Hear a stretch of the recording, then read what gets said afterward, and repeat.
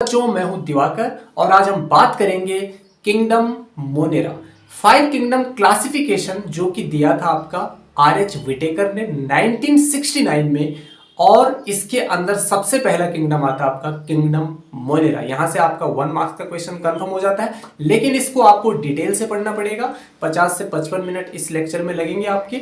जब मैं आपको पढ़ा रहा हूँगा तब मैं आपके सामने बिल्कुल नहीं दिखूंगा, क्योंकि मैं नहीं चाहूंगा कि आप डिस्टर्ब हों और आपको नोट करने में, पॉइंट्स को नोट करने में आपको कोई दिक्कत हो। तो बेसिकली हम बात करेंगे बैक्टीरिया की, उसके अंदर भी यू बैक्टीरिया की, आर्की बैक्टीरिया की, और लास्ट में हम ब्लू ग्रीन एल्गी को अच्छे से पढ़ेंगे और माइकोप्लाज्मा को भी डिटेल से पढ़ने वाले हैं। और हर एक स्लाइड के अंदर लिखे हुए जो नोट्स हैं उनको हम एनसीईआरटी की लाइंस के साथ भी लिंक करके देखेंगे, ताकि आपका जो एक एक कॉन्सेप्ट है वो क्रिस्टल क्लियर हो जाए। तो इस वीडियो को आपको लास्ट तक देखना है ताकि आपका एक एक कॉन्सेप्ट क्रिस्टल क्लियर हो जाए। और हाँ, एक चीज और मैं आपको बता देना चाह रहा हूं कि यहाँ पे जो लेक्चर दिए जा रहे हैं वो मैं पार्ट्स में प्रोवाइड कर रहा हूँ, क्योंकि ये अपने आप में एक बहुत बड़ा चैप्टर है। कम से कम 4 से 5 घंटे का इसमें लेक्चर जाएगा। तो इसीलिए जो पार्ट्स हैं, अब जैसे किंगडम मोनेरा है तो किंगडम मोनेरा को मैं इसी पार्ट में कंप्लीट करूंगा। उसके बाद किंगडम प्रोटिस्टा आएगा, फिर फंजाई आएगा, फिर एनिमेलिया, फिर प्लांटी। तो इस तरीके से हम इस चैप्टर को कंप्लीट कर देंगे। तो इस तरीके की नोट्स आपके सामने होंगी, आप आराम से नोट कर सकते हैं। बिना समय गवाए हम अपनी पहली स्लाइड की तरफ मूव करते हैं। Let's get started. Kingdom Monera, bacteria Monera का सोल मेंबर होता है, यह आपको पता होना चाहिए। और मोस्ट एबंडेंट माइक्रो ऑर्गेनिजम्स होते हैं कौन? बैक्टीरिया। ऑलमोस्ट हर जगह पाए जाते हैं, अगर ऑलमोस्ट एवरीवेयर। और अगर आप एक मुट्ठी सॉइल लेते हो तो उसमें आपको 100 बैक्टीरिया मिल जाएंगे, 100 बैक्टीरिया मिल जाएंगे। ठीक है, अगला पॉइंट ये है कि जो बैक्टीरिया होते हैं ये हार्श कंडीशंस में, एक्सट्रीम हैबिटाट में भी क्या कर सकते हैं? सर्वाइव कर सकते हैं। और मोस्टली बैक्टीरिया जो होते हैं ये हेट्रोट्रॉप्स होते हैं। मोस्टली बैक्टीरिया आर हेट्रोट्रॉप्स, ये पॉइंट आपको याद रखना है।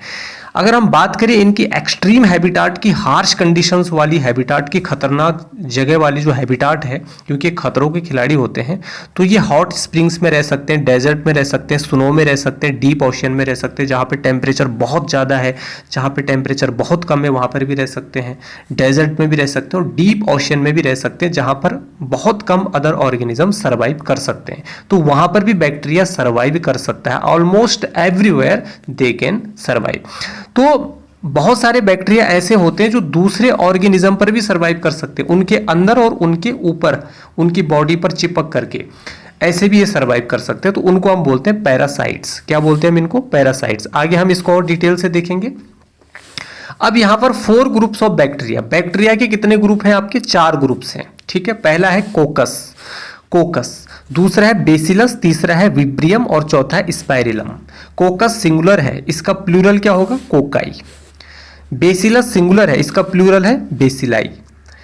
विब्रियम सिंगुलर है, इसका प्लूरल है विब्रियो। ठीक है, और यहां पर स्पाइरिलम सिंगुलर है, प्लूरल इसका स्पाइरिला है। तो कोकस जो है स्फेरिकल शेप में होते हैं और इनमें फ्लैजेला एब्सेंट होता है, इसलिए क्या होते हैं? नॉन मोटाइल होते हैं। क्या होते हैं? नॉन मोटाइल हो सकते हैं, ये मूव नहीं कर सकते। बेसिलस जो होते हैं रोड लाइक शेप में होते हैं, विब्रियम जो होते हैं कोमा शेप में होते हैं, इस तरीके से कोमा शेप में होते हैं, क्योंकि इनमें फ्लैजेला प्रेजेंट होता है इसीलिए ये मोटाइल होते हैं। स्पाइरिलम जो होते हैं ये स्पाइरल शेप में होते हैं, ये मोटाइल होते हैं बिकॉज इनके दोनों तरफ इस तरीके से क्या होते हैं? फ्लैजेला लगे हुए होते हैं। तो ये हो गए आपके 4 ग्रुप्स ऑफ बैक्टीरिया। अब बैक्टीरिया का जो डिटेल स्ट्रक्चर है उसको हम यहाँ पर तो पढ़ेंगे नहीं, क्योंकि उसका डिटेल स्ट्रक्चर सेल वाले चैप्टर में पढ़ाया जाता है। तो यहाँ पर हम किंगडम मोनेरा को सीधा देखेंगे। बट बैक्टीरिया के रिलेटेड जितने भी पॉइंट्स यहाँ पर एनसीईआरटी में दे रखे हैं वो हम सारे कवर करेंगे। अब यहाँ पर जैसे कि मैंने बोला कि आपको हर स्लाइड को मैं एनसीईआरटी की लाइंस के साथ भी, अभी इन दोनों स्लाइड्स में मैंने जो चीज़ें आपके साथ डिस्कस करी हैं वो यहाँ पर एनसीईआरटी की लाइन में लिखी हुई हैं। किंगडम मोनेरा के बारे में क्या लिखा हुआ है? Bacteria are the sole members of the kingdom Monera. ठीक है ना, पहला पॉइंट मैंने यही बताया आपको कि बैक्टीरिया जो है किंगडम मोनेरा का क्या है? सोल मेंबर है। और ये मोस्ट एबंडेंट माइक्रो ऑर्गेनिजम्स होते हैं, मोस्ट एबंडेंट। और बैक्टीरिया अकर ऑलमोस्ट एवरीवेयर होते हैं। और मैंने क्या बताया, एक मुट्ठी अगर आप सॉइल लेते हो तो उसमें आपको कितने बैक्टीरिया मिल जाएंगे, कम से कम हंड्रेड्स बैक्टीरिया मिल जाएंगे। Hundreds of bacteria are present in a handful of soil. Extreme habitat में भी ये क्या कर सकते हैं, सरवाइव कर सकते हैं। जैसे हॉट स्प्रिंग्स हो गई, डेजर्ट हो गए। हॉट स्प्रिंग्स का मतलब हो गया जब वोल्केनो से ना पानी का टेम्परेचर बढ़ जाता है, तो उस कंडीशन में भी ये सरवाइव कर सकते हैं। स्नो में सरवाइव कर सकते हैं, डीप ओशियन में सरवाइव कर सकते हैं। और यहाँ पर ये पैरासाइट की फॉर्म में भी हो सकते हैं। ये मैंने आपको बताया अभी तक दोनों स्लाइड्स में। तो जो बैक्टीरिया है, उसके बाद मैंने ये 4 ग्रुप्स आपसे डिस्कस किए। Bacteria are grouped under 4 categories based on their shape. उनके शेप के बेसिस पर इनको 4 कैटेगरीज में क्या किया गया है बच्चों, कैटेगराइज किया गया है। स्फेरिकल है कॉकस, रॉड शेप में आ जाता आपका बेसिलस, ये मैंने आपको बताया। कोमा शेप में आ जाता आपका विब्रियम, और स्पाइरल शेप में आ जाता आपका स्पाइरिला, ठीक है ना, स्पाइरिलम। तो ये है आपका फिगर 2.1 आप देख रहे होंगे, एनसीईआरटी का है ये है कोकाई, बेसिलाई, यहाँ पर स्पाइरिला, और यहाँ पर आ गया आपका विब्रियो। स्पाइरिला के दोनों तरफ आपके क्या होते हैं, फ्लेजेला होते हैं। तो ये इनको किस में हेल्प करते हैं बच्चों, लोकोमोशन में या मूवमेंट में क्या करते हैं, ये इनको हेल्प करते हैं। ठीक है, आगे बढ़ते हैं। अब यहाँ पर देखिए, किंगडम मोनेरा क्लियर हो गया, एनसीईआरटी की लाइन से भी आप क्लियर हो गए, स्लाइड से भी आप समझ गए हैं। अब जो मोनेरा होता है, ये मोस्ट एक्सटेंसिव मेटाबॉलिक डाइवर्सिटी रखते हैं। ये बहुत इंपॉर्टेंट पॉइंट है। मोस्ट एक्सटेंसिव मेटाबॉलिक डाइवर्सिटी किस में होती है, कौन से किंगडम में होती है, मोनेरा में होती है। अगर मोनेरा ऑप्शन में नहीं होगा, बैक्टीरिया ऑप्शन में होगा, तो आपका आंसर होगा बैक्टीरिया। लेकिन मोनेरा अगर ऑप्शन में है तो आंसर होगा आपका मोनेरा। देखो, क्योंकि इनमें ना अलग अलग तरीके के न्यूट्रिशन के मोड होते हैं, ठीक है ना, बहुत अलग अलग तरीके की डाइवर्सिटी होती है इनकी न्यूट्रिशनल मोड में, ठीक है ना, अलग अलग तरीके से ही अपना खाना खाते हैं। तो इनकी जो मेटाबॉलिक रिएक्शंस है उसमें भी बहुत ज्यादा क्या है, डाइवर्सिटी है, बहुत ज्यादा डाइवर्सिटी है। अब जो इनमें न्यूट्रिशन होता है वो ऑटोट्रॉप टाइप का भी होता है और हेट्रोट्रॉप टाइप का भी होता है। न्यूट्रिशन इनमें ऑटोट्रॉप भी होता है और हेट्रोट्रॉप भी होता है। अब ऑटोट्रॉप में भी क्या होता है, फोटो ऑटोट्रॉप्स और कीमो ऑटोट्रॉप्स। फोटो ऑटोट्रॉप्स और कीमो ऑटोट्रॉप्स। अब यहां पर एक बात याद रखना, ऑटोट्रॉप्स बैक्टीरिया जो होते हैं ना, वो होते हैं एक फोटो ऑटोट्रॉप्स। फोटो का मतलब होता है लाइट। यहां पर बैक्टीरिया क्या करेगा, लाइट एनर्जी को यूज करके, यहां पर जो मोनेरा के जो ऑर्गेनिजम्स होंगे वो लाइट एनर्जी को यूज करके अपना खाना बनाएंगे। और कीमो का मतलब हो गया केमिकल। यहां पर केमिकल एनर्जी क्या होगी, यूज होगी, ठीक है ना। तो केमिकल एनर्जी यूज करके कीमो ऑटोट्रॉप्स अपना न्यूट्रिशन करेंगे और लाइट एनर्जी को यूज करके फोटो ऑटोट्रॉप्स जो होंगे वो अपना न्यूट्रिशन करेंगे। तो हेट्रोट्रॉप्स होते हैं मोस्टली मोनेरा के अंदर, जो मोस्टली ऑर्गेनिज्म होते हैं वो कैसे होते हैं, हेट्रोट्रॉप्स होते हैं। और उसमें भी कैसे होते हैं, सैप्रोफिटिक होता है, पैरासिटिक होता है और सिम्बायोटिक होता है। सैप्रोफिटिक, पैरासिटिक और सिम्बायोटिक। सैप्रोफिटिक आपको पता ही है, जो डेड और डिकेइंग जो मटेरियल होते हैं, सड़े गले पदार्थ होते हैं, सब्सटेंसेस होते हैं, उनके ऊपर ये सरवाइव कर सकते हैं, ठीक है ना। पैरासिटिक अंदर किसी ऑर्गेनिज्म के अंदर भी हो सकते हैं और बाहर भी हो सकते हैं और ये हार्मफुल होते हैं, ठीक है। और सिम्बायोटिक मतलब जो सिम्बायोटिक रिलेशनशिप रखने वाले होते हैं, सिम्बायोटिक रिलेशनशिप रखने वाले होते हैं। जैसे नाइट्रोजन फिक्सेशन में हम अभी आगे पढ़ेंगे, राइजोबियम, फ्रेंकिया, ठीक है ना, जिनमें सिम्बायोटिक रिलेशनशिप होती है। क्लियर है इतना। तो फोटो ऑटोट्रॉप्स और कीमो ऑटोट्रॉप्स होते हैं यहां पर न्यूट्रिशन, ठीक है। अब यहां पर हम आगे बढ़ते हैं। अब यहां पर एनसीईआरटी की लाइन क्या कह रही है, जो मैंने अभी आपको स्लाइड में आपको बताया, उसको थोड़ा इससे लिंक करके देखते हैं, ठीक है। Through the bacterial structure is very simple, they are very complex in behaviour. अब देखो भाई, अब बैक्टीरिया जो होता है ना, इसका जो स्ट्रक्चर होता है, बैक्टीरिया का जो स्ट्रक्चर होता है वो बहुत सिंपल होता है। बैक्टीरिया का जो स्ट्रक्चर होता है वो बहुत सिंपल होता है, लेकिन इसका जो बिहेवियर होता है वो बहुत कॉम्प्लेक्स होता है। ये आपको याद रखना है, ये आपको याद रखना है। इसका जो बिहेवियर होता है वो बहुत कॉम्प्लेक्स होता है, लेकिन जो इसका स्ट्रक्चर होता है वो बहुत सिंपल होता है, कॉम्प्लेक्स बिहेवियर रखता है। ये आप देख रहे होंगे मेटाबॉलिक डाइवर्सिटी कितनी ज़्यादा है इसके अंदर, है ना, न्यूट्रिशन कितने अलग अलग तरीके से इसके अंदर पाया जा रहा है। मोस्टली क्या होते हैं, हेटरोट्रॉप्स होते हैं। तो through the bacterial structure is very simple, they are very complex in behaviour. Structure में सिंपल है, बिहेवियर में कॉम्प्लेक्स है। और अगर इनको अदर ऑर्गेनिज्म से कंपेयर किया जाए तो इनका स्ट्रक्चर क्या है, इनका स्ट्रक्चर क्या है, बहुत सिंपल है, और बिहेवियर क्या है, बहुत कॉम्प्लेक्स है। अगर हम अदर ऑर्गेनिज्म से इनको क्या करें, कंपेयर करें तो, ठीक है ना, compare to many other organisms.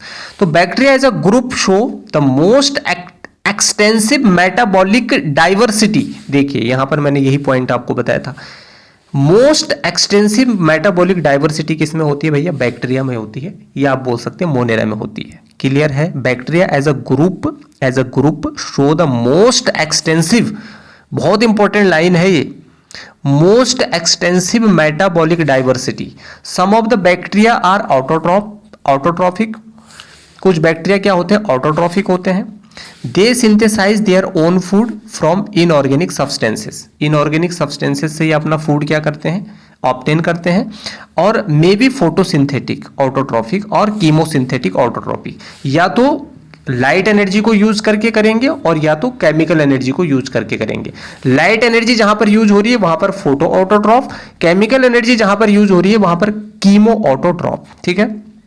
और एक चीज और है, the vast majority of bacteria are heterotrophs. Bacteria में सबसे ज्यादा क्या होते हैं, यहां पर बताया मैंने, हेटरोट्रॉप्स होते हैं। क्या होते हैं, हेटरोट्रॉप्स होते हैं। तो वही लाइन यहां पर लिखी हुई होती है, वास्ट मेजोरिटी। मेजोरिटी किसकी है, बैक्टीरिया में मेजोरिटी किसकी है, हेटरोट्रॉप्स की, हेटरोट्रॉप्स की मेजोरिटी किसकी है, हेटरोट्रॉप्स की है। They do not synthesize their own food but depend on other organisms or on dead organic matter for food।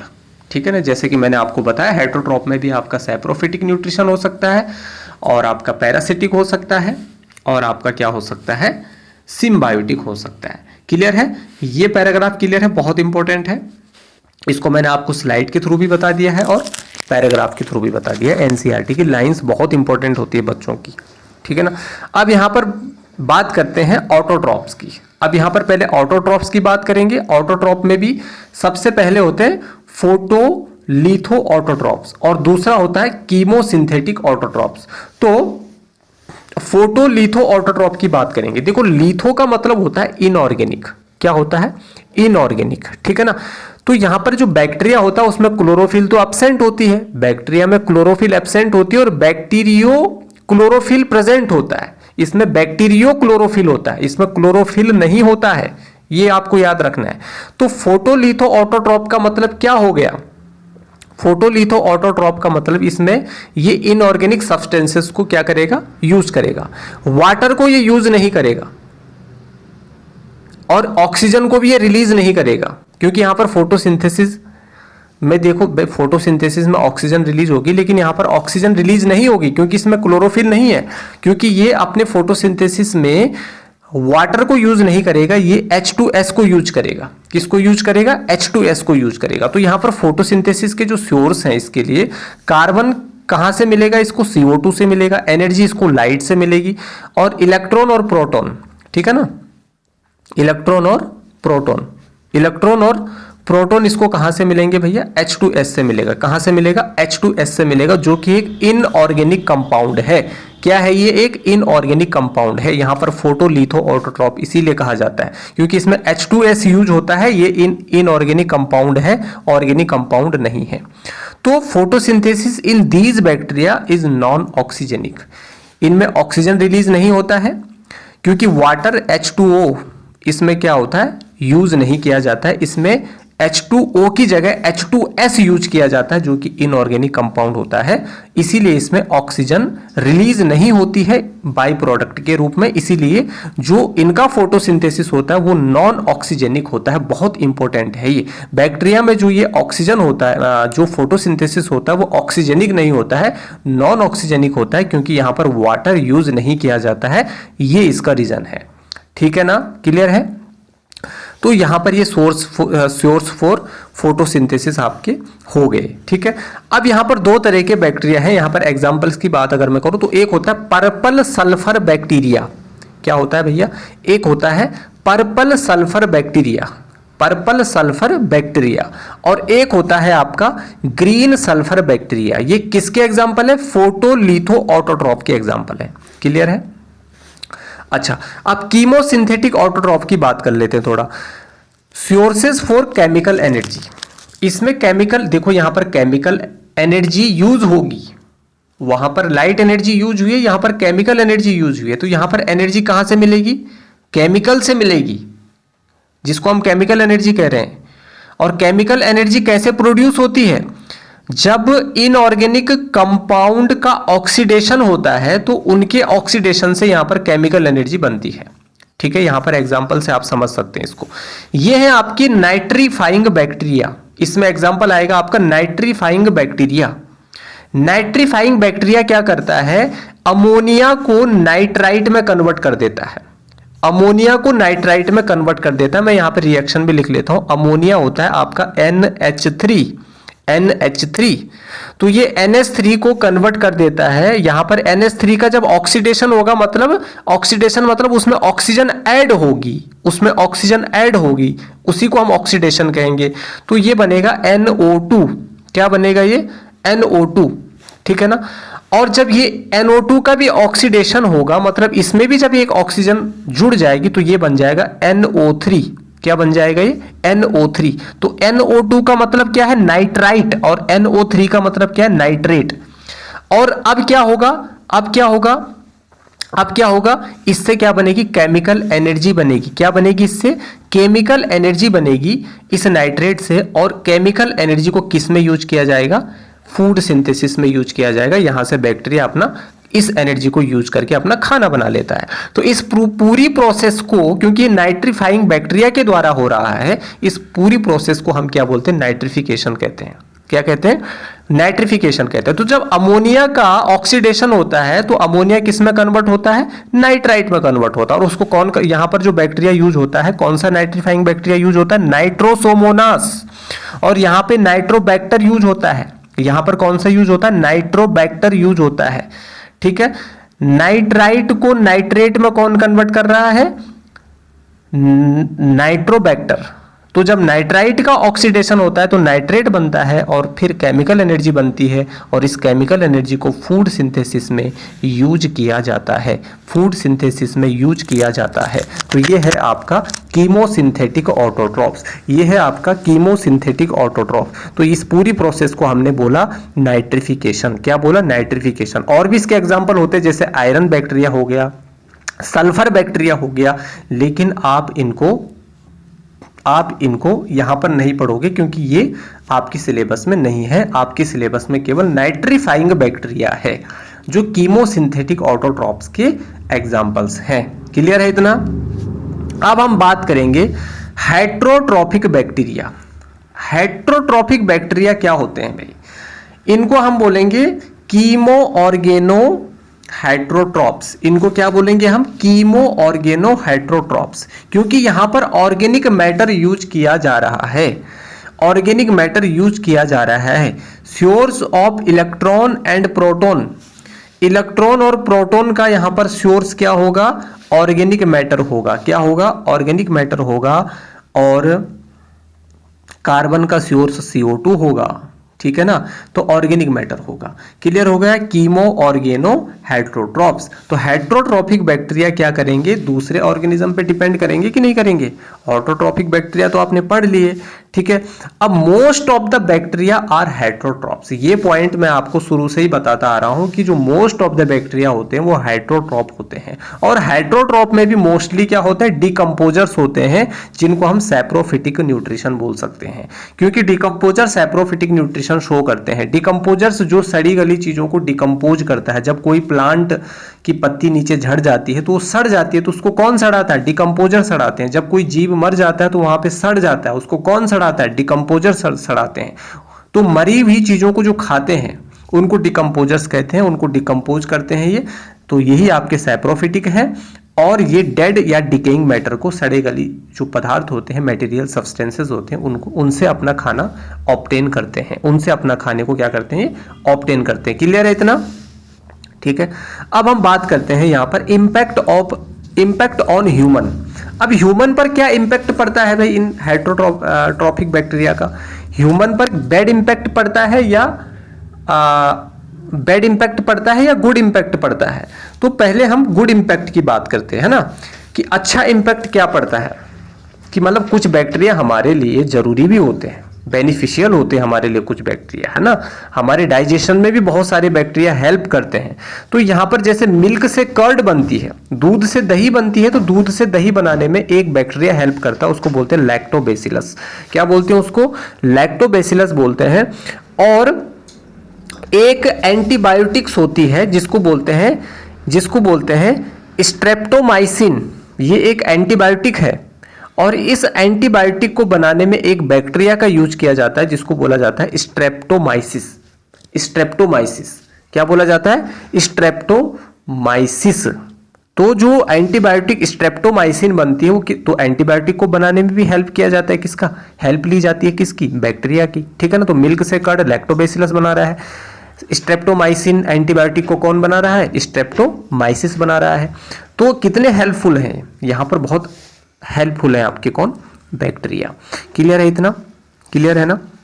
अब हम बात करेंगे नाइट्रोजन फिक्सेशन। देखो नाइट्रोजन फिक्सेशन बहुत जरूरी है हमारे एनवायरनमेंट के लिए, क्योंकि नाइट्रोजन हमारे प्लांट्स के लिए बहुत जरूरी है। आपको पता है ना, हमारे एनवायरनमेंट में 21% क्या है? ऑक्सीजन है और 78% क्या है? नाइट्रोजन है। लेकिन जो ये एटमॉस्फेरिक नाइट्रोजन है,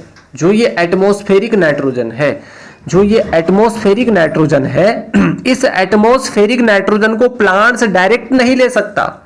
जैसे कार्बन डाइऑक्साइड ऑक्सीजन को ये डायरेक्ट ले सकता है, लेकिन नाइट्रोजन को, N2 को प्लांट डायरेक्ट नहीं ले सकता। इसके लिए कुछ बैक्टीरिया इसमें हेल्प करते हैं, उस एटमॉस्फेरिक नाइट्रोजन को फिक्स करते हैं और प्लांट्स को प्रोवाइड करवाते हैं। तो यहां पर क्या होता है, वो बैक्टीरिया प्लांट से अपना न्यूट्रिशन ले लेते हैं और उसकी जगह में प्लांट को क्या दे देते हैं? नाइट्रोजन दे देते हैं। तो इसी को तो हम सिम्बायोसिस कहते हैं, इसी को हम सिम्बायोटिक मोड कहते हैं। तो सहजीविता, है ना, मतलब हेल्पिंग ईच अदर। जैसे मैं आपको बोलूंगा भाई मुझे पेन की जरूरत है और आप बोलोगे मुझे कॉपी की जरूरत है, तो जिस चीज की जरूरत आपको है वो चीज मेरे पास है और जिस चीज की जरूरत मुझे है वो चीज आपके पास है। तो मेरी जरूरी चीज को आप मुझे दे दोगे और आपकी जरूरी चीज को मैं आपको दे दूंगा। तो इसको कहा जाता है सिम्बायोसिस। ये सिम्बायोटिक मोड है, एक दूसरे की हेल्प करना।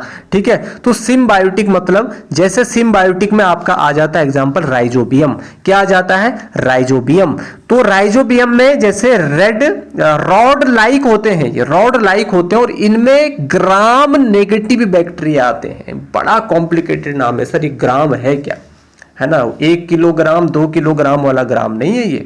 इस ग्राम बैक्टीरिया की खोज क्रिश्चियन ग्राम नाम के साइंटिस्ट ने करी थी। किसने करी थी? मैं आपको बता दूं, क्रिश्चियन ग्राम, है ना, इसीलिए इसको ग्राम कहा जाता है। अब ग्राम नेगेटिव और ग्राम पॉजिटिव का क्या कॉन्सेप्ट है उस पे मैं भी आ रहा हूं, पहले मैं इस कॉन्सेप्ट को क्लियर कर दूं। ठीक है। तो राइजोबियम जो है ना, ये रॉड लाइक होते हैं, ग्राम नेगेटिव बैक्टीरिया होता है और ये लेग्यूमिनस प्लांट की रूट में पाया जाता है। लेग्यूमिनस जैसे सोयाबीन हो गया, पल्सेज हो गया। लेग्यूमिनस किनको बोलते हैं? जिनका पोड होते हैं ना, पोड। जैसे सोयाबीन देखा होगा ना आपने, उसको पोड होता है, ऐसे खुलता है वो। ठीक है। जैसे मूंगफली खुलती है, ठीक है ना, पोड, जो उसका छिलका होता है बाहर का पोड, समझ आ रहा है कि नहीं? ऐसे बहुत सारी पल्सेज होती हैं, उनमें पोड होते हैं, तो उनके अंदर बीज होते हैं, तो वो होते हैं आपके लेग्यूमिनस प्लांट। तो उन लेग्यूमिनस प्लांट की जड़ों में राइजोबियम होता है। और फ्रेंकिया जो है ये एक फिलामेंटस है, ये फिलामेंटस बैक्टीरिया है, इस पे फिलामेंट प्रेजेंट है। ये ग्राम पॉजिटिव बैक्टीरिया है और ये नॉन लेग्यूमिनस प्लांट की रूट में होता है। लेग्यूमिनस का ही उल्टा कर दो, वो नॉन लेग्यूमिनस हो गए। जैसे कॉर्न हो गई आपकी, भुट्टे, है ना, व्हीट हो गई, टोमेटोज हो गए, ग्रासेस हो गए। ठीक है। ये सब क्या है आपके? ये सब क्या है आपके नॉन लेग्यूमिनस प्लांट है, तो उनकी जड़ों में होता है आपका फ्रेंकिया। फ्रेंकिया, समझ आया, फ्रेंकिया। तो एक पॉइंट और यहां पर याद रखना कि नाइट्रोजन फिक्सेशन के टाइम पे, ड्यूरिंग नाइट्रोजन फिक्सेशन, ये बैक्टीरिया एनारोबिक मोड में होते हैं। एक बात याद रखना, एरोबिक एनवायरनमेंट में नहीं होते, ये एनारोबिक मोड में होते हैं, मतलब जहां ऑक्सीजन नहीं होती है, जहां हवा नहीं होती है, उसको बोलते हैं एनारोबिक मोड, ठीक है ना। तो both can live as free living, मतलब ये फ्री लिविंग की तरह भी रह सकते हैं, है ना, अलग अलग भी जी सकते हैं ये फ्रेंकिया और राइजोबियम सोइल के अंदर। But during this period they have aerobic mode, लेकिन जब ये फ्री लिविंग वाली फेज में होते हैं, अलग अलग होते हैं, तो उस समय इनमें एरोबिक मोड होता है, और जब इनमें एरोबिक मोड होता है तब ये नाइट्रोजन फिक्सेशन नहीं कर सकते, तब ये नाइट्रोजन फिक्सेशन नहीं कर सकते हैं। उसके लिए इनको सिम्बायोटिक मोड में आना पड़ेगा, क्योंकि सिम्बायोटिक मोड में क्या होता है, एनारोबिक मोड होता है, एनारोबिक एनवायरनमेंट होता है, और ये बैक्टीरिया क्या करते हैं, उसमें नाइट्रोजन को फिक्स कर सकते हैं, नाइट्रोजन फिक्सेशन का काम कर सकते हैं। अब ग्राम पॉजिटिव और ग्राम नेगेटिव का थोड़ा मैं कॉन्सेप्ट आपको बता देता हूं। देखो बेटा, ग्राम पॉजिटिव क्या होता है, ठीक है। ग्राम क्यों कहा, क्योंकि इसको क्रिश्चियन ग्राम नाम के साइंटिस्ट ने क्या किया था, डेवलप किया था। क्लियर है। अब मैं यहां पर एक एक्सपेरिमेंट करा देता हूं आपको। मान लीजिए ये मैंने एक स्लाइड ली, स्लाइड पता है ना, लैब में अगर लेबोरेटरी में गए हो आप, ऑब्वियसली आप 11th 12th के बाद नीट की तैयारी कर रहे हो तो लेबोरेटरी तो पता ही होगा, स्लाइड होती है। स्लाइड में मान लो आपने कुछ बैक्टीरिया रखे इस तरीके से, ये कुछ मैंने बैक्टीरिया रख दिया, क्लियर है, ये मैंने बैक्टीरिया रख दी इस स्लाइड में। उसके बाद मैंने इस स्लाइड में ना कुछ स्टेन को क्या कर दिया, ऐड कर दिया, स्टेन को क्या कर दिया, ऐड कर दिया। ये कौन सा स्टेन है, क्रिस्टल वायलेट को मैंने इसमें ऐड कर दिया। थोड़ा समझना मेरी बात को, मैं क्या बोल रहा हूं, ठीक है ना। अब क्या होगा कि सारे बैक्टीरिया, अभी तो कोई भी बैक्टीरिया नहीं दिख रहा है, मैंने भाई इस स्लाइड में बैक्टीरिया रखे, कोई भी बैक्टीरिया विजिबल नहीं है, लेकिन जैसे ही मैंने इसमें स्टेन को डाला तो सारे बैक्टीरिया क्या होने लग जाते हैं बच्चों, विजिबल होने लगते हैं, दिखाई देने लगते हैं। सारे बैक्टीरिया इस स्टेन को टेकन अप कर लेते हैं, इस स्टेन को ग्रहण कर लेते हैं, इसको ऑब्टेन कर लेते हैं, और उसकी वजह से ये दिखाई देने लगते हैं, all bacteria visible after adding stain. Which stain, crystal violet नाम के स्टेन को ये क्या कर लेते हैं, ग्रहण कर लेते हैं, उसको टेकन अप कर लेते हैं, क्लियर है, जिसकी वजह से ये दिखाई देने लगते हैं। अब हम क्या करते हैं, इसमें एसीटोन को हम क्या करते हैं, ऐड करते हैं, इसमें हम एसीटोन को ऐड करते हैं, एसीटोन को हम क्या करते हैं, इसमें ऐड करते हैं। और जैसे ही हम इसमें एसीटोन को ऐड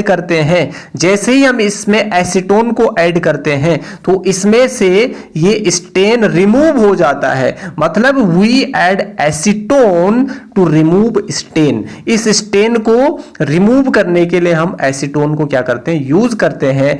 और जैसे ही हमने एसीटोन इसमें डाला तो कुछ बैक्टीरिया इस स्टेन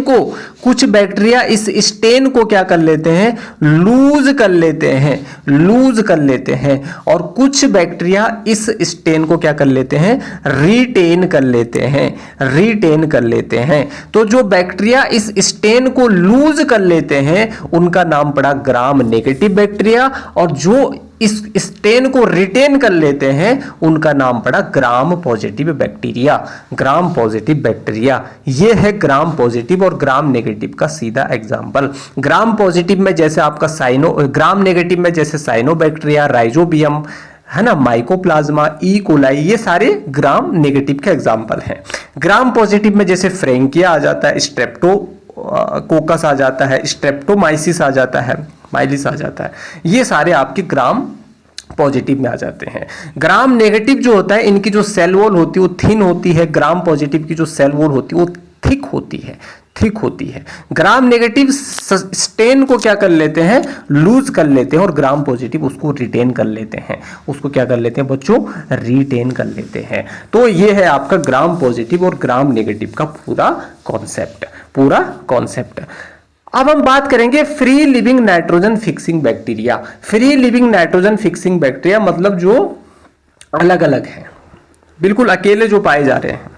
तो अभी तो हमने सिम्बायोटिक वाला देखा, अब हम फ्री लिविंग का देखेंगे। तो free living nitrogen fixing bacteria, free living nitrogen fixing bacteria ये होते हैं एरोबिक बैक्टीरिया और एनारोबिक बैक्टीरिया। एरोबिक बैक्टीरिया का एग्जांपल है एजोटोबैक्टर। क्या एग्जांपल है बच्चों? एजोटोबैक्टर, एजोटोबैक्टर, ठीक है। और एनारोबिक का एग्जांपल है आपका क्लोस्ट्रीडियम। क्या है? क्लोस्ट्रीडियम। तो ये है आपके फ्री लिविंग नाइट्रोजन फिक्सेशन वाले बैक्टीरिया जो अकेले सोइल में रहते हैं, उस सोइल में नाइट्रोजन को फिक्स करते हैं, सिम्बायोटिक मोड में नहीं होते हैं, अकेले सोइल में पाए जाते हैं, अकेले सोइल में नाइट्रोजन को क्या करते हैं? फिक्स करते हैं। अब पैरासिटिक बैक्टीरिया, पैरासिटिक बैक्टीरिया में जैसे माइकोबैक्टीरियम आपका आ जाता है जो ट्यूबरकुलोसिस यानी टीबी जैसे रोग उत्पन्न कर सकता है। अब यहां पर पैरासिटिक बच्चों हार्मफुल होते हैं। क्या होते हैं? हार्मफुल होते हैं, डैमेज कर लेते हैं। किसको? प्लांट को डैमेज कर सकते हैं, पेट्स को डैमेज कर सकते हैं, ह्यूमन को डैमेज कर सकते हैं, एनिमल को डैमेज कर सकते हैं। तो ये सारे इन सबको डैमेज कर सकते हैं। तो इनसे क्या क्या डिजीज हो सकती है, क्या क्या रोग हो सकती हैं, क्या क्या बीमारियां हो सकती हैं? कोलेरा एक क्या है? बीमारी का नाम है। टाइफाइड एक बीमारी का नाम है। देखो यहां पर बीमारी किस बैक्टीरिया से हो रही है वही पढ़ना है, पूरी बीमारियों के बारे में आपको नहीं पढ़ना है इस चैप्टर के अंदर स्पेशली। तो कोलेरा जो है ये विब्रियो नाम के बैक्टीरिया से हो रहा है। टाइफाइड जो है ये साल्मोनेला टाइफी नाम के बैक्टीरिया से हो रहा है। टिटेनस जो है ये कॉलिस्ट्रीडियम टेटनी नाम के बैक्टीरिया से हो रहा है। और सिट्रस कैंकर जो है ये जेंथोमोनास सिट्राई नाम के बैक्टीरिया से हो रहा है। तो ये सारे डैमेज करते हैं हमारे प्लांट्स को, पेट्स को, ह्यूमन को, एनिमल को, ठीक है ना। बहुत डेंजरस होते हैं आपके पैरासिटिक बैक्टीरिया। पैरासिटिक बैक्टीरिया क्या होते हैं बच्चों? बहुत ज्यादा डेंजरस होते हैं, इस बात को आप समझ लीजिए। अब रिप्रोडक्शन की हम बात करेंगे। बैक्टीरिया में रिप्रोडक्शन कैसा होता है? बैक्टीरिया में बच्चों एसेक्सुअल रिप्रोडक्शन होता है, एसेक्सुअल मोड ऑफ रिप्रोडक्शन होता है। एसेक्सुअल का मतलब क्या होता है? जिसमें केवल एक पेरेंट ही पार्टिसिपेट करता है रिप्रोडक्शन में। एक ही बैक्टीरिया क्या होगा? दो पार्ट में डिवाइड हो जाएगा।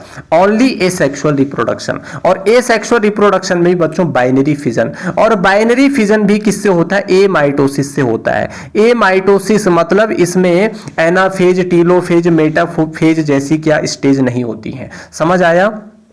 और माइटोसिस में होती हैं। तो ये किस में होता है? एमाइटोसिस, ठीक है। तो देखो इसमें जो एसेक्सुअल रिप्रोडक्शन होता है वो या तो फेवरेबल कंडीशन में होगा, अनुकूल परिस्थितियों में होगा, या अनफेवरेबल कंडीशन यानी प्रतिकूल परिस्थितियों में होगा। तो फेवरेबल कंडीशन में जब एसेक्सुअल रिप्रोडक्शन बैक्टीरिया करता है तो बाइनरी फिजन से करता है, बाइनरी फिजन से करता है। एक बैक्टीरिया दो पार्ट में डिवाइड हो जाता है। क्लियर है? क्लियर है ना। तो एमाइटोसिस से होता है बाइनरी।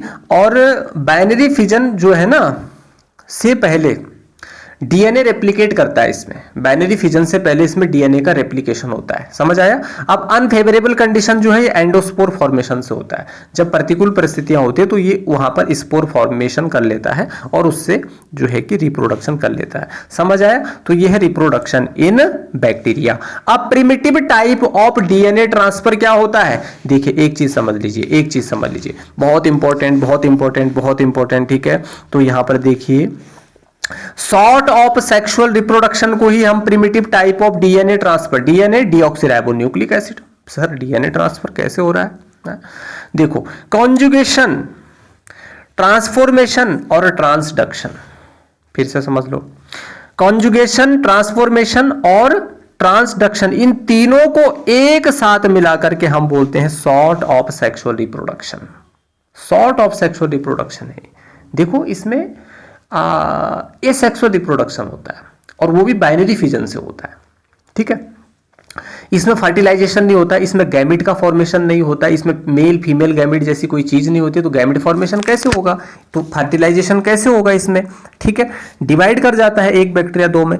तो कॉन्जुगेशन, ट्रांसफॉर्मेशन और ट्रांसडक्शन, इन तीनों को मिलाकर के primitive type of DNA transfer कहा जाता है, समझ आया। बैक्टीरिया में सेक्सुअल रिप्रोडक्शन एब्सेंट होता है, इस बात को याद रखना, लेकिन इसको हम बोलते हैं सॉर्ट ऑफ सेक्सुअल रिप्रोडक्शन। इन तीनों को मिलाकर के बोलते हैं हम। कैसे बोलते हैं? देखो कॉन्जुगेशन में क्या होता है, मान लो ये बैक्टीरिया एक्स है और ये बैक्टीरिया वाई है।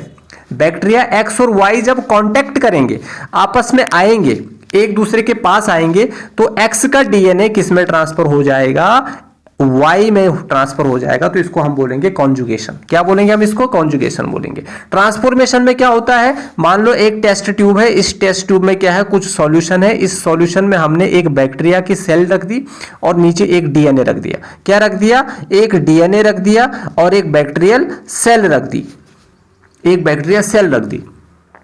तो ये डीएनए जब इस बैक्टीरियल सेल में ट्रांसफर कर जाएगा तो इस प्रोसेस को हम बोलेंगे ट्रांसफॉर्मेशन। क्या बोलेंगे हम इसको, ट्रांसफॉर्मेशन। सॉल्यूशन में पड़ा डीएनए बैक्टीरिया में गया तो इसको हम कहेंगे ट्रांसफॉर्मेशन।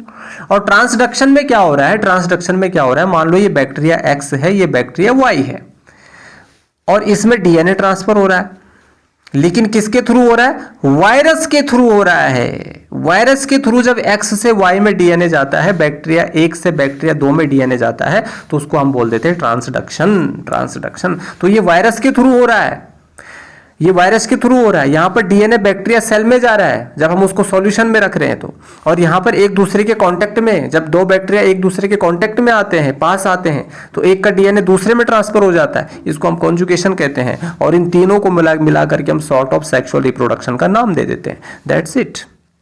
ठीक है, आगे बढ़ते हैं। अभी तक सर जो आपने पढ़ाया उसको थोड़ा हमको एनसीईआरटी की लाइन से लिंक करवा दीजिए। तो आइए जी, देखो क्या होता है यहां पर, देखिए कुछ मैंने अभी बताया पैरासिटिक के बारे में कि कुछ डैमेज करते हैं ह्यूमन बींग्स को, हमारी क्रॉप्स को, है ना, एनिमल्स को, पेट्स को, जिससे मैंने कुछ आपको डिजीजेस बताई, कोलेरा बताया, टाइफाइड बताया, टिटेनस बताया, सिट्रस कैंकर बताया। ये वेल नॉन डिजीजेज हैं जो किससे होती है, डिफरेंट टाइप्स ऑफ बैक्टीरिया से होती है। किस किस से होती है ये मैंने आपको बताया। जैसे टाइफाइड साल्मोनेला टाइफी से होता है, कोलेरा विब्रियो से होता है। ठीक है, तो बैक्टीरिया जो होता है, मैंने रिप्रोडक्शन के बारे में बताया, reproduce mainly by fission, fission से रिप्रोड्यूस करता है। इस तरीके से ये रिप्रोडक्शन हो रहा है इसमें। ये है सेल वॉल, ये है सेल मेम्ब्रेन, ये है यहाँ पर डीएनए। तो बाइनरी फिजन से पहले इसका डीएनए रेप्लिकेट करता है, ये मैंने आपको बता दिया था। तो यहां पर मैंने दो कंडीशन बताई, कभी कभी अंडर अनफेवरेबल कंडीशन में ये करता है जहां पर स्पोर प्रोड्यूस होते हैं, एंडोस्पोर फॉर्मेशन मैंने बताया आपको। और they also reproduce by sort of sexual reproduction, ये अभी मैंने आपको बताया। Primitive type of DNA transfer, ठीक है ना, adopting a primitive type of DNA transfer from one bacterium to the other. एक बैक्टीरिया से दूसरे बैक्टीरिया में डीएनए ट्रांसफर ही सॉर्ट ऑफ सेक्सुअल रिप्रोडक्शन कहलाता है बच्चों, जो तीन तरह का होता है। तीन तरह का होता है, कॉन्जुगेशन, ट्रांसफॉर्मेशन और ट्रांसडक्शन। तीनों मैंने आपको क्रिस्टल क्लियर कर दिए हैं। ठीक है, अभी यहां पर माइकोप्लाज्मा के बारे में नीचे लिखा है, उसके बारे में अभी हम देखेंगे आगे। आर्की बैक्टीरिया, आर्की बैक्टीरिया क्या होते हैं भाई, आर्की बैक्टीरिया देखो बच्चों, एक होता है आर्की बैक्टीरिया, एक होता है आपका यू बैक्टीरिया। तो जब मैं नॉर्मल बैक्टीरिया की बात करता हूं तो मैं यू बैक्टीरिया की बात कर रहा हूं, क्योंकि ज्यादातर बैक्टीरिया यू बैक्टीरिया होते हैं। आर्की बैक्टीरिया प्रिमिटिव टाइप के बैक्टीरिया होते हैं और ये बहुत खतरों के खिलाड़ी होते हैं, बहुत खतरों के खिलाड़ी होते हैं। एक्सट्रीम कंडीशन में ये पाए जाते हैं और हार्श कंडीशन में ये पाए जाते हैं जहां पर हम कल्पना भी नहीं कर सकते जाने की। ठीक है ना, सेल वॉल स्यूडो म्यूरिन की बनी होती है, इनमें किसकी बनी होती है, स्यूडो म्यूरिन। जैसे यू बैक्टीरिया की सेल वॉल पेप्टिडोग्लाइकेन या म्यूरिन की बनी होती है, इनकी सेल वॉल जो होती है स्यूडो म्यूरिन की बनी होती है। स्यूडो का मतलब भी फॉल्स होता है, यानी ये प्रिमिटिव टाइप की बैक्टीरिया है। स्टोन प्रोटीन इनमें प्रेजेंट होता है। Lipid in cell membrane, branched lipid chain होती है इनमें, ब्रांच्ड लिपिड चेन होती है ना, जैसा आपने केमिस्ट्री में पढ़ा ना, 2 मिथाइल 2 इथाइल 3 इथाइल प्रोपाइल, इस तरीके की चेन होती है इनमें, ब्रांच्ड लिपिड चेन होती है। और ये एडवर्स कंडीशन में यानी हार्श कंडीशन में यानी एक्सट्रीम कंडीशन में सर्वाइव कर सकते हैं। जैसे मर्शी एरिया में ये सर्वाइव कर सकते हैं, सॉल्टी जहां पर बहुत ज्यादा सॉल्टी वाटर हो, सैलाइन वाटर में ये सर्वाइव कर सकते हैं, जहां पर बहुत ज्यादा टेम्परेचर हो वहां पर ये सर्वाइव कर सकते हैं। क्यों सर्वाइव कर सकते हैं, उसका रीजन होता है क्योंकि इनमें different type of cell wall present होती है। इनका सेल वॉल स्ट्रक्चर जो होता है वो डिफरेंट टाइप का होता है, जो अदर बैक्टीरिया में नहीं होता है, यू बैक्टीरिया में नहीं होता है। तो इनका जो सेल वॉल स्ट्रक्चर होता है वो डिफरेंट होता है, यूनिक होता है। यही रीजन है कि ये marshy area, saline, high temperature, low temperature, snow, deep ocean, इस तरीके की हार्श कंडीशन में, इस तरीके की हार्श प्लेसेस में भी ये क्या कर सकते हैं, सर्वाइव कर सकते हैं, सर्वाइव कर सकते हैं। क्लियर है इतना? क्लियर है। अब हम बात करेंगे आर्की बैक्टीरिया की टाइप्स की। बहुत इंपॉर्टेंट है सर, ये भी बहुत इंपॉर्टेंट है, स्टार लगा दीजिए। तो आर्की बैक्टीरिया जो है ये 3 टाइप्स के होते हैं। ये होते हैं मेथेनोजेंस, हेलोफाइल्स और थर्मोएसिडोफाइल्स। ठीक है ना। मेथेनोजेंस जो होते हैं ना, देखो हेलोफाइल समझ लीजिए पहले। हेलोफाइल मतलब होता है सैलाइन कंडीशन, जहां पर सॉल्ट हो वाटर में, ठीक है, वहां पर ये पाए जा रहे हैं। अब थर्मो का मतलब क्या होता है? High temperature. थर्मो का मतलब होता है हाई टेम्परेचर। थर्मो का मतलब हाई टेम्परेचर। थर्मो का मतलब क्या होता है? High temperature. और एसिडो मतलब एसिड, जहां पर पीएच कम हो। भाई पीएच कम होने का मतलब एसिडिक ज्यादा है वो, तो जहां पर एसिड ज्यादा हो, ज्यादा एसिड वाले एरिया में, ज्यादा एसिड वाली जगह को भी ये क्या करते हैं? पसंद करते हैं, वहां पर ये रहते हैं। तो बहुत ज्यादा टेम्परेचर हो, बहुत ज्यादा एसिडिक हो, वहां पर भी ये प्रेजेंट रह सकते हैं, उनको बोलते हैं थर्मोएसिडोफाइल्स।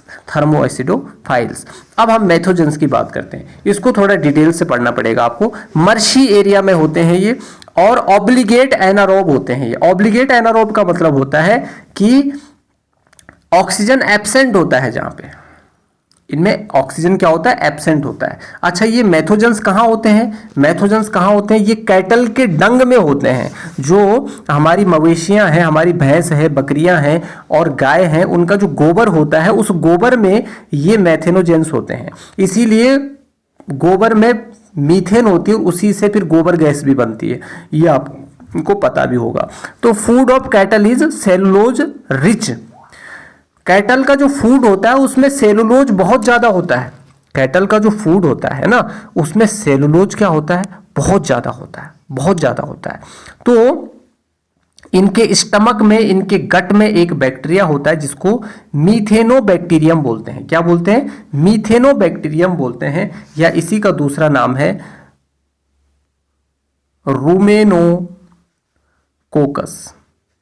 क्योंकि इनमें एक चैम्बर होता है जिसको रूमेन बोलते हैं। क्या बोलते हैं? रूमेन। और यही सेलुलोज को डाइजेस्ट करने में हेल्प करता है। हम में रूमेन नहीं होता तो हम घास पत्तियां खाएंगे तो हम थोड़ी उसको डाइजेस्ट कर पाएंगे।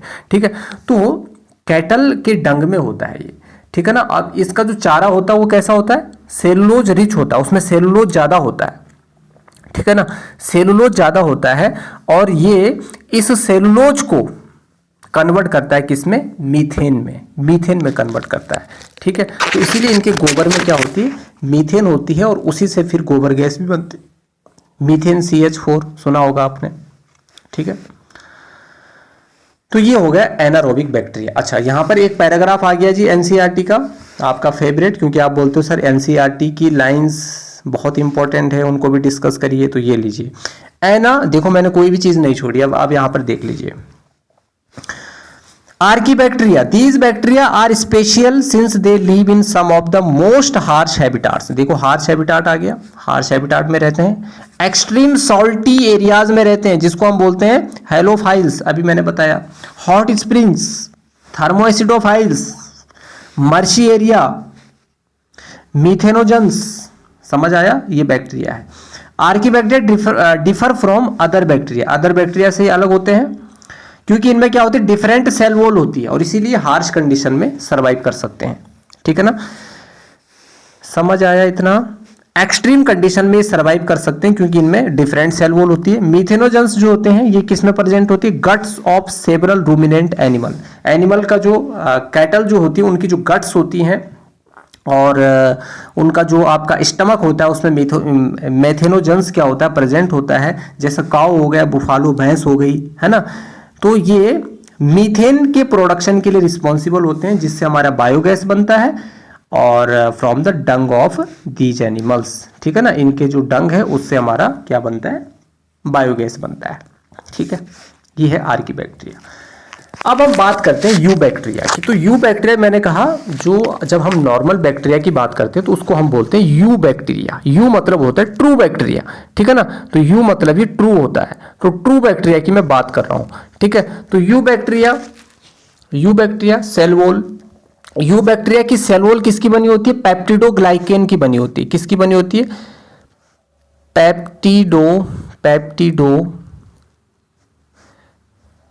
पेप्टिडोग्लाइकन, ठीक है ना।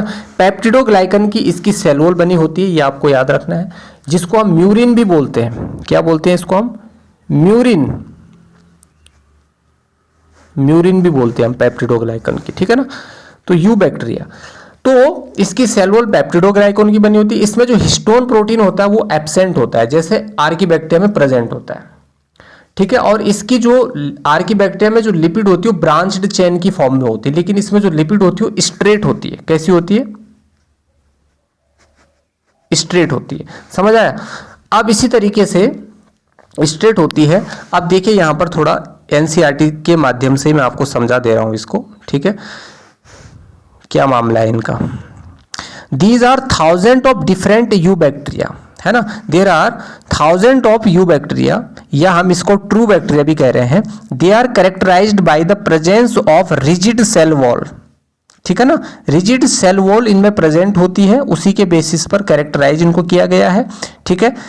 और अगर इनमें फ्लेजेला है तो ये क्या होते हैं? मोटाइल होते हैं, ठीक है ना। फ्लेजेलम अगर इनमें प्रेजेंट है, जैसे आपका साइनोबैक्टीरिया होगा, जिसको हम ब्लू ग्रीन एल्गी के नाम से जानते हैं, इसमें क्लोरोफिल ए होता है। साइनोबैक्टीरिया में क्लोरोफिल ए होता है, इस बात को नोट कर लीजिए आप। Green plants and photosynthetic autotrophs, ठीक है। द साइनोबैक्टीरिया आर यूनिसेलुलर, देखो ये साइनोबैक्टीरिया की फॉर्म्स बता रहा हूं मैं आपको, आगे अभी डिस्कस करूंगा। यूनिसेलुलर फॉर्म में होता है, कॉलोनियल फॉर्म में होता है, और फिलामेंटस फॉर्म में होता है। मैरिनो टेरेस्ट्रियल एल्गी हो गया जैसे।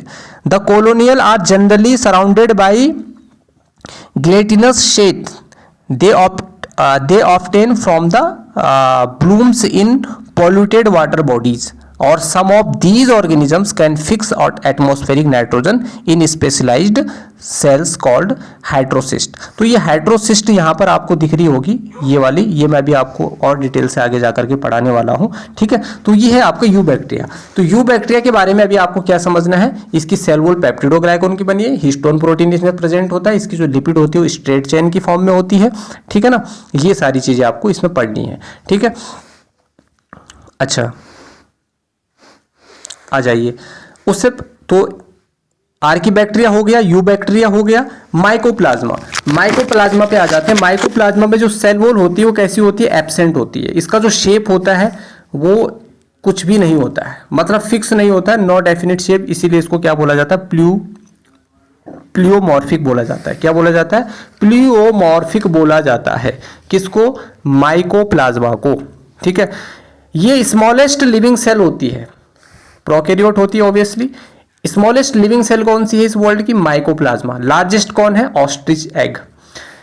इस पर पेनिसिलिन का ना कोई इफेक्ट नहीं पड़ता। पेनिसिलिन एक एंटीबायोटिक है और ये उसके प्रति इनसेंसिबल होता है, कोई फर्क नहीं पड़ता है। क्यों पता है? क्योंकि इसमें ना सेल वॉल नहीं होती है। माइकोप्लाज्मा में सेल वॉल नहीं होती है, और पेनिसिलिन जो होता है सबसे पहले सेल की सेल वॉल को ही डिग्रेड करता है, ठीक है ना। तो इसमें सेल वॉल होती ही नहीं है, तो इसलिए इसका कोई इफेक्ट नहीं पड़ता है इस पे। कैटल की लंग में होता है ये माइकोप्लाज्मा, है ना, फाउंड इन कैटल लंग में। इसकी जब डिस्कवरी की गई थी तो ये कैटल की लंग में फाउंड किया गया था। कैटल की लंग में एक फ्लूइड होता है जिसको बोलते हैं प्लूरल फ्लूइड, उसमें ये पाया गया था, ठीक है। तो उसमें ये पाया गया था। तो इसको मैं थोड़ा और एलोबरेट कर दूं ताकि आप और अच्छे से समझ लीजिए। जब इसकी डिस्कवरी हुई थी तो कैटल के लंग में एक फ्लूइड होता है जिसको प्लूरल फ्लूइड कहते हैं। इसमें एक ऑर्गेनिज्म मिला था जो कि कैटल में इन्फेक्शन कर रहा था, और इस इन्फेक्शन को नाम दिया गया था उस टाइम न्यूमोनिया। क्या नाम किया गया था? न्यूमोनिया। क्लियर है? न्यूमोनिया नाम दिया गया था। इस ऑर्गेनिज्म को न्यूमोनिया नाम दिया गया। अब जब इस ऑर्गेनिज्म को कैटल से आइसोलेट किया गया, जब इसको कैटल से क्या किया गया? आइसोलेट किया गया, तो फिर इसका नाम रख दिया गया पीपीएलओ। क्या नाम रख दिया गया? पीपीएलओ। और पीपीएलओ मतलब होता है प्लूरोन्यूमोनिया लाइक ऑर्गेनिज्म। तो प्लूरोन्यूमोनिया लाइक ऑर्गेनिज्म ही माइकोप्लाज्मा का दूसरा नाम है पीपीएलओ। समझ आया? समझ आया?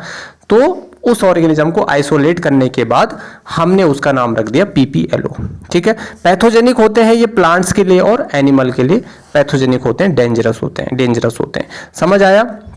क्लियर है? तो ये है इट्स ऑल अबाउट माइकोप्लाज्मा। तो माइकोप्लाज्मा में क्या माइकोप्लाज्मा बैक्टीरिया है? अगर मैं आपसे पूछूं इज माइकोप्लाज्मा बैक्टीरिया, तो नहीं जी, बिल्कुल नहीं, क्योंकि मोनेरा के अंदर आपका बैक्टीरिया आता है ना, आर्की बैक्टीरिया आता है, यू बैक्टीरिया आता है, और माइकोप्लाज्मा एक अलग तरीके से आता है। तो माइकोप्लाज्मा बैक्टीरिया नहीं है, ये अलग तरह का ऑर्गेनिज्म है। क्या ये वायरस है? तो ये वायरस भी नहीं है। क्या ये ऑक्सीजन की एब्सेंट में सरवाइव कर सकता है? Can survive in absence of oxygen? ये आपको बताना है। Pathogenic to plant and animal, ठीक है ना? तो यस, ये ऑक्सीजन की एब्सेंस में भी क्या कर सकता है? ये सरवाइव कर सकता है। ये आपको याद रखना है। तो ये आपकी माइकोप्लाज्मा के बारे में मैंने आपको कंप्लीट बता दिया। अब हम बात करेंगे ब्लू ग्रीन एल्गी, जिसका दूसरा नाम है साइनोबैक्टीरिया। अभी मैंने एनसीईआरटी की लाइन से बता दिया था, आप इसको देखो। इसमें मैंने आपको उसमें क्या बताया, इसमें क्लोरोफिल ए होता है, कैरोटीन होता है, जेंथोफिल होता है। ये इसके क्या होते हैं? ये इसके क्या होते हैं? ये होते हैं इसके पिगमेंट्स, ठीक है। फोटोसिंथेसिस, फोटोसिंथेसिस में इसमें बाई प्रोडक्ट के रूप में ऑक्सीजन निकलेगा, तो ऑब्वियसली ऑक्सीजनिक होगा। रेड कलर ऑफ रेड सी, जो रेड कलर ऑफ जो लाल सागर का लाल कलर होता है, वो कौन से पिगमेंट की वजह से होता है? फाइकोएरिथ्रिन नाम के पिगमेंट से होता है। और ये किसकी वजह से होता है? Due to Trichodesmium erythraeum, Trichodesmium erythraeum. ये एक तरह का क्या है? ब्लू ग्रीन एल्गी है, ब्लू ग्रीन एल्गी है। और ब्लू ग्रीन एल्गी जो है, इसके पास फ्लैजेला नहीं होता, मतलब ये नॉन मोटाइल होता है। ये एक जगह से दूसरी जगह नहीं चल सकता है। इसमें जो रिप्रोडक्शन होता है बच्चों, वो एसेक्सुअल होता है। तो इसका जो रेड कलर होता है, वो फाइकोएरिथ्रिन नाम के पिगमेंट की वजह से होता है। रेड कलर ऑफ रेड सी, जो कि कौन से बैक्टीरिया में होता है? ट्राइकोडेस्मियम एरिथ्रियम, जो कि एक ब्लू ग्रीन एल्गी होता है। क्लियर है? ठीक है। अब हम ब्लू ग्रीन एल्गी की फॉर्म्स के बारे में बताया। अभी मैंने पैराग्राफ में बताया था आपको पढ़ के, ये 3 फॉर्म में होता है, यूनिसेलुलर, कोलोनियल और फिलामेंटस। यूनिसेलुलर, कोलोनियल और फिलामेंटस, यूनिसेलुलर, कोलोनियल और फिलामेंटस। अब जो आपका फिलामेंटस है, ये भी फर्दर आगे डिवाइडेड। इसके एग्जांपल क्या है? फिलामेंटस एल्गी जो है, इसके एग्जांपल है आपकी स्पाइरुलिना जो है ना, ये एक स्पेस एल्गी है। स्पेस एल्गी मतलब ये नहीं कि स्पेस में उगता है, नहीं, मतलब स्पेस फूड है। जो एस्ट्रोनॉट होते हैं ना, वो आपके चाउमीन बर्गर खाना पीना लेकर के जाते नहीं स्पेस में, तो इसमें ना हाई प्रोटीन होता है, प्रोटीन रिच होता है। ये क्या होता है? ये प्रोटीन रिच होता है। तो ये उसको ले जाते हैं फूड के रूप में, इसलिए इसको स्पेस फूड भी कहा जाता है, स्पाइरुलिना को। एनाबीना हो गया, ऑसिलेटोरिया हो गया, ऑसिलेटोरिया और नॉस्टोक हो गया। ठीक है, ये किसके एग्जांपल हो गए? आपके फिलामेंटस एल्गी के एग्जांपल हो गए। तो ये फॉर्म हो गई आपकी एल्गी की, ये फॉर्म हो गई आपकी एल्गी की। अब हम यहाँ पर रिलेशनशिप पढ़ते हैं। रिलेशनशिप पढ़ेंगे हम नॉस्टोक की और किसकी? एनाबीना की। नॉस्टोक की और एनाबीना की, फिर आगे हम बात करते हैं। ठीक है, फिर आगे हम बात करते हैं। यहां पर देख लीजिए नॉस्टोक। नॉस्टोक क्या करता है? नॉस्टोक क्या करता है? नॉस्टोक और एनाबीना जो होता है ना, ये नाइट्रोजन फिक्सेशन कर सकता है। ठीक है, देखिए ये क्या कर सकता है? नाइट्रोजन को फिक्स कर सकता है ना। ऑटोट्रॉफ होते हैं, फ्री लिविंग होते हैं। ऑटोट्रॉफ होते हैं और फ्री लिविंग होते हैं। मैं I am talking about Nostoc and Anabaena. Nitrogen को फिक्स कर सकते हैं ये, है ना, और ऑटोट्रॉफ होते हैं, फ्री लिविंग होते हैं। लेकिन सिम्बायोटिक मोड भी होता है इनमें, सिम्बायोटिक मोड भी होता है इनमें।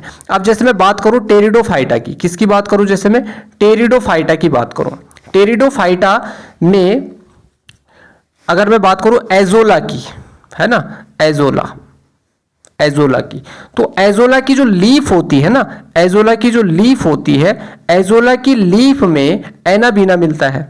एजोला की लीफ में क्या मिलता है? एनाबीना मिलता है। ठीक है ना, एजोला की लीफ में एनाबीना मिलता है।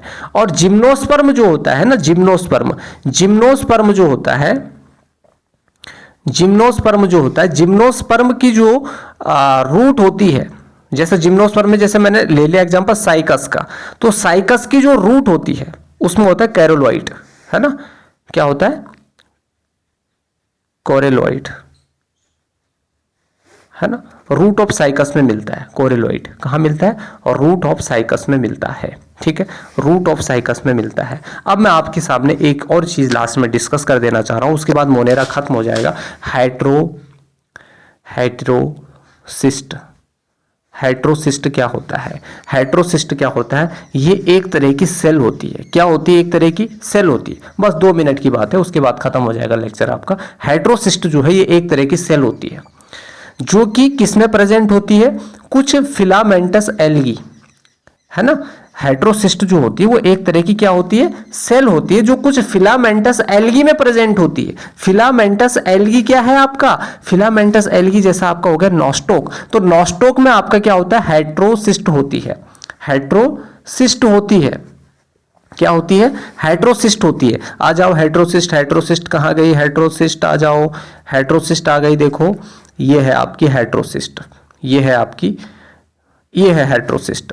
ठीक है, यहां पर आएगा आपका हेट्रोसिस्ट। तो देखिए जरा, ये देखिए, ठीक है, ये मैंने आपको भी पढ़ के बता दिया था क्या है इसका। तो देखो फिलामेंटस ब्लू ग्रीन एल्गी है नॉस्टोक, ये नॉस्टोक का डायग्राम है, बहुत इंपॉर्टेंट है ये। ठीक है, तो यहां पर आप देखिए ये है आपका हेट्रोसिस्ट। ये बीच में ना, बीच में एक बड़ा सा एरिया होता है। अब जैसे ये वाला एरिया, ये वाला, ये वाला, ये वाला, ये क्या है सारा? ये वीसी है, वेजिटेटिव सेल है ये सारी। ये वेजिटेटिव सेल है, ये वेजिटेटिव सेल है, ये वेजिटेटिव सेल है, लेकिन ये हेट्रोसिस्ट है, ये हेट्रोसिस्ट है। वेजिटेटिव सेल क्या कराती है? फोटोसिंथेसिस कराती है, क्योंकि यहाँ पर ऑक्सीजन आ सकता है। लेकिन हेट्रोसिस्ट में जो एनवायरमेंट होता है ना, वो एनारोबिक होता है। एनारोबिक होता है मतलब वहां पर ऑक्सीजन एब्सेंस होती है, क्योंकि ये क्या होती है? इम्परमेएबल टू ऑक्सीजन होती है ना, ऑक्सीजन के लिए इम्परमेएबल होती है। कौन? हेट्रोसिस्ट। तो हेट्रोसिस्ट यहां पर नाइट्रोजन फिक्सेशन में हेल्प करता है। इसमें एक एंजाइम होता है जिसको बोलते हैं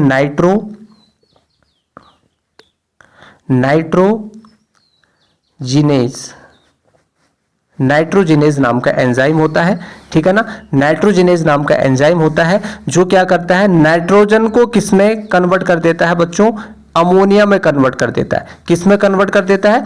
अमोनिया में कन्वर्ट कर देता है। ये इम्परमेएबल होता है ऑक्सीजन के लिए, और ये एक लार्ज स्पेशलाइज्ड सेल होती है, थिक वॉल्ड सेल होती है, लार्ज स्पेशलाइज्ड सेल होती है। एंजाइम होता है नाइट्रोजिनेज एंजाइम होता है इसमें, और ये नाइट्रोजन फिक्सेशन में हेल्प करता है। क्या करता है? हेल्प करता है। और इसके अंदर जो एनवायरनमेंट होता है वो एनारोबिक होता है, ऑक्सीजन एब्सेंट होता है। केवल मैं हेट्रोसिस्ट की बात कर रहा हूं, केवल मैं हेट्रोसिस्ट की बात कर रहा हूं। जैसे ये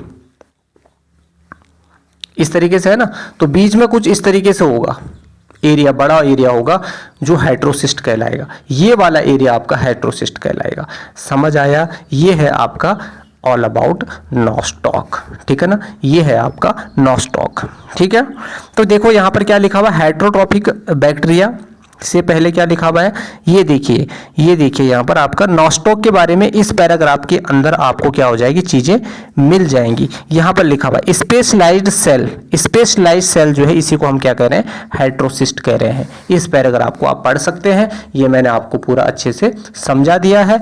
हेट्रोट्रॉफिक बैक्टीरिया लिखा हुआ है, मोस्ट एबंडेंट होते हैं नेचर में, मेजोरिटी होती है इनकी, डिकम्पोजर्स इसमें ज्यादा होते हैं। ये मैंने ऑलरेडी आपको सबसे पहले वाली स्लाइड में आपको बता दिया था। तो ये था आज का लेक्चर आपका, जो यहीं पर खत्म पे करता हूं। इसके बाद आपका शुरू होता है प्रोटिस्टा। प्रोटिस्टा को आपको मैं नेक्स्ट वीडियो में प्रोवाइड करूंगा। यहां तक हो गया आपका मोनेरा कंप्लीट। ठीक है ना, इससे पहले वाली वीडियो में बायोलॉजिकल क्लासिफिकेशन में मैंने क्या कराया था आपको?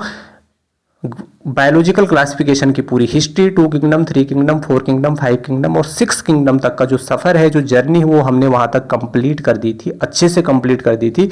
उस वीडियो का लिंक मैं डिस्क्रिप्शन में दे दूंगा, वहां से आप देख सकते हैं, डिस्क्रिप्शन में गिवन है। ठीक है, तो थैंक्स फॉर वॉचिंग। वीडियो आपको कैसा लगा जरूर बताना, और इस तरीके के लेक्चर अगर आपको और चाहिए तो जरूर आप कमेंट करना, जल्दी से आपको मिलेगा।